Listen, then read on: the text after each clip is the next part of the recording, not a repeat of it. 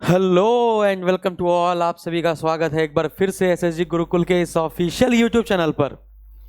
और स्ट्रेटजी पर आज हम लोग बात करेंगे क्योंकि आज है 26 अगस्त और आज से हो रहा है बैच शुरू।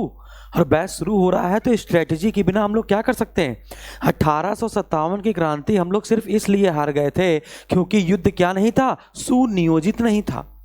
तो अगर हम लोग प्लान करके चलेंगे सब कुछ कि यूपी ट्रिपल एससी सोचता कैसे है, पिछले पेपर उसने कैसे बनाए हैं, है ना, जो पिछले वीडियो का पेपर हुआ था उसमें क्या क्या उसने पूछा था, क्या क्या औकात है उसकी, है ना, उसी के दायरे में रहकर हम तैयारी करेंगे तो अपने सपनों को उड़ान दे पाएंगे।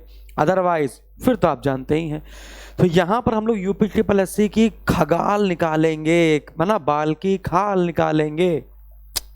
तो अब मैं आपको बताता हूं, पहले सबसे पहले वीडियो में मैं आपको बताता हूं, 3 वीडियो मैं डालूंगा, 3 सब्जेक्ट हैं, 3 डालूंगा, जीएस का, रीजनिंग का और हिंदी का। तीनों आपको मेरे ऊपर छोड़ देना है। बात समझ में आ रही है?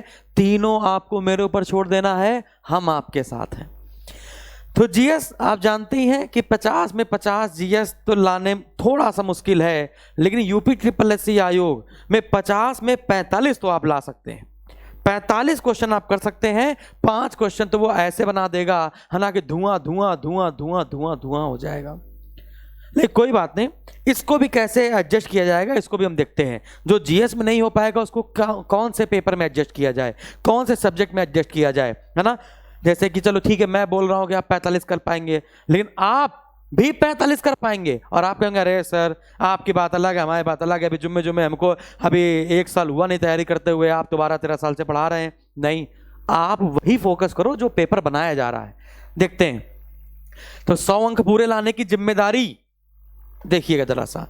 अगर हम लोग 23 दिसंबर 2018 को जो फर्स्ट शिफ्ट और सेकंड शिफ्ट है, यदि उसको एनालाइज करें, ठीक है, यदि हम लोग फर्स्ट शिफ्ट और सेकंड शिफ्ट को एनालाइज करें, सिर्फ इतना एनालाइज करना है आपको, समझिएगा, सिर्फ इतना एनालाइज करना है कि क्या जो 2 पालियों में पेपर अगर होता है तो क्या बहुत बदलाव देखने को मिलता है, क्या टॉपिक बदल जाते हैं, सब्जेक्ट बदल जाते हैं, क्या ऊपर नीचे हो जाता है। तो आपका आंसर आएगा नहीं।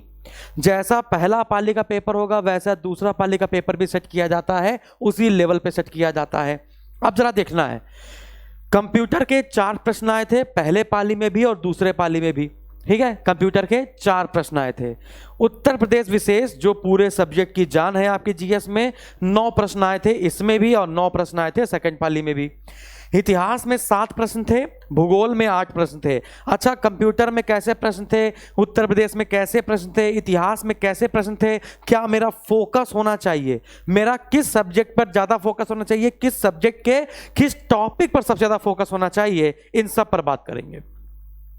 पहले देख लीजिए किससे कितने हैं। संविधान से 3 प्रश्न थे, अर्थव्यवस्था से 7 प्रश्न, समसामयिकी करंट अफेयर से 8 प्रश्न, विज्ञान से 2 प्रश्न, स्टैटिक जीके से 2 प्रश्न। यानी उत्तर प्रदेश और करंट अफेयर को आप ले ले तो मान के चलिए कि 17 क्वेश्चन के आसपास आप कर पाएंगे। यानी विज्ञान को ज्यादा तवज्जो नहीं देके चलनी है कि पूरी फिजिक्स याद कर ली, पूरी केमिस्ट्री याद कर ली, पूरी बायोलॉजी याद कर ली, पूरी टेक्नोलॉजी याद कर ली, और आए कितने क्वेश्चन हैं, सिर्फ 2।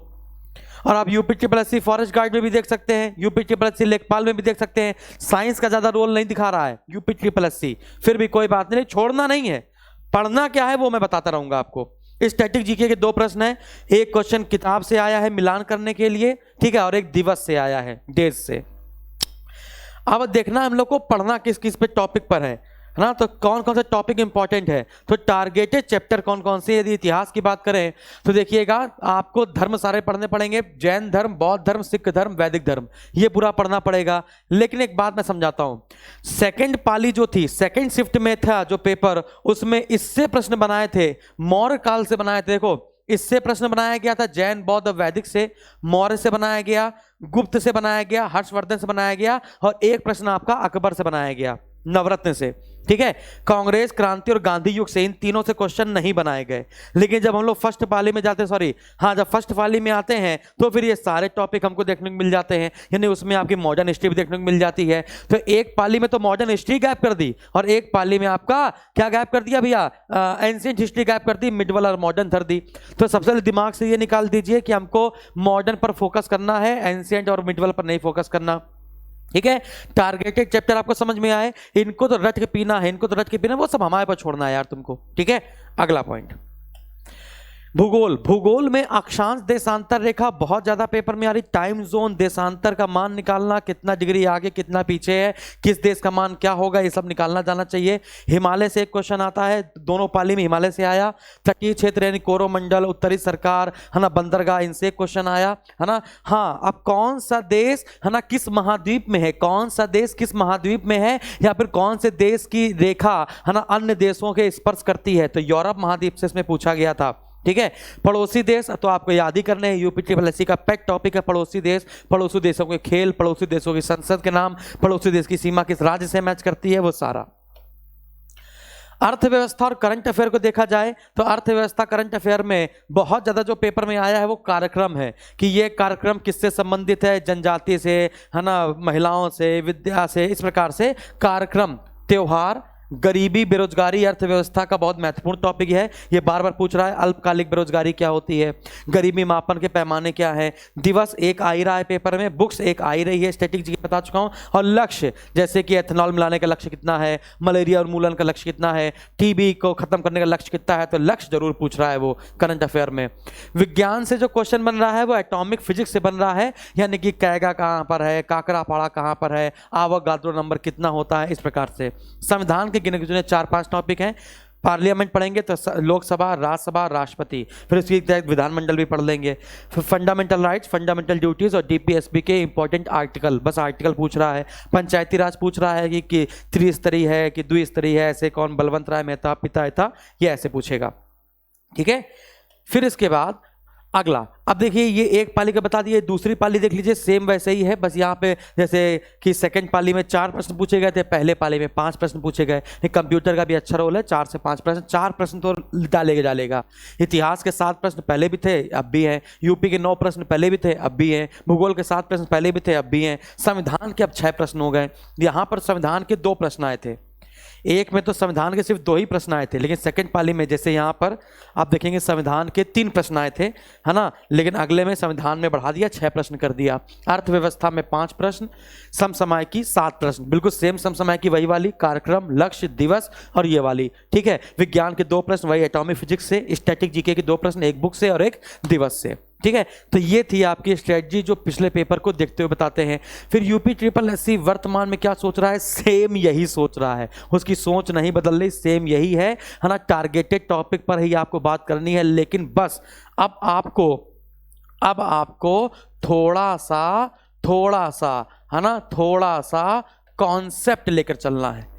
थोड़ा सा लेकर चलना है, कॉन्सेप्ट लेकर चलना है, थोड़ा सा बस कॉन्सेप्ट लेकर चलना है कि कोई चीज है तो वो क्यों है, कोई चीज है तो वो क्यों है, थोड़ा सा बस, ज्यादा नहीं, ज्यादा डीपली नहीं तो सब खा जाओगे। ठीक है। थोड़ा सा बस कॉन्सेप्ट लेकर चलना है। बात समझ आ रही है कि जैसे स्तूप बताया, जैसे पेपर में आया था स्तूप था, तो स्तूप के ये थी हर्मिका, है ना। तो आपको बस ऐसे याद कर लेना है कि जो अवशेष होते हैं या जो स्मृति चिन्ह होते हैं वो आपके इस हर्मिका में रखे जाते हैं, है ना। तो आपसे पूछ सकता है कि बताइए स्तूप में अवशेष जहाँ रखे जाते हैं उसको क्या कहते हैं, हर्मिका। जैसे पेपर पूछा गया था ये मस्तूल, तो मस्तूल को कहते हैं यष्टि, मस्तूल को क्या कहते हैं, यष्टि, है ना। फिर इसके बाद 3 चक्र, श्रद्धा, सम्मान और उदारता का।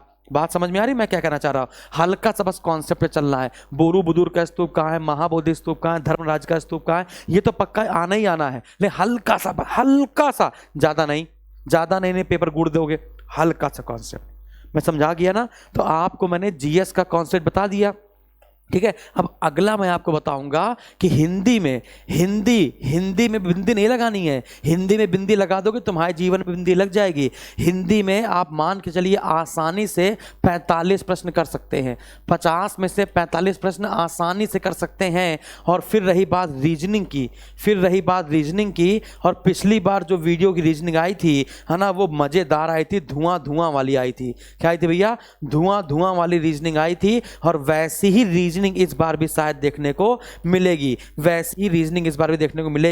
है ना। अब रीजनिंग का जो वीडियो होगा मैं आपको बता दूंगा, है ना। और हल्की सी पजल भी अब इसमें आपकी शामिल होती नजर आ रही है। और ये पजल कौन सी, सीटिंग